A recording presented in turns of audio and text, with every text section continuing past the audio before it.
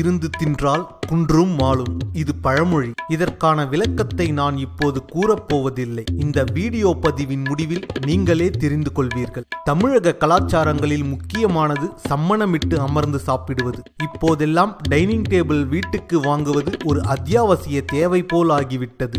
விருந்தினர்களை அதில் உட்கார வைத்து பரிமாறுவதுதான் நாகரிகம் மட்டுமல்லாமல் சௌகரியம் எனவும் ஆகிவிட்டது. முன்பெல்லாம் வாழை இலையில் தரையில் பரிமாறுவதுதான் கௌரவம். ஆனால் இப்போது டைனிங் டேபிளில் பரிமாறுவதுதான் கௌரவமாக மாறிவிட்டது. முதலில் முன்னோர்கள் இப்படி சம்மணமிட்டு சாப்பிட்டதின் நோக்கம் என்னவாக இருக்கும் என்று யோசித்து பாருங்கள். சாப்பிடும் பொழுது நாம் கால்களை மடக்கி அமர்ந்துதான் சாப்பிட வேண்டும்.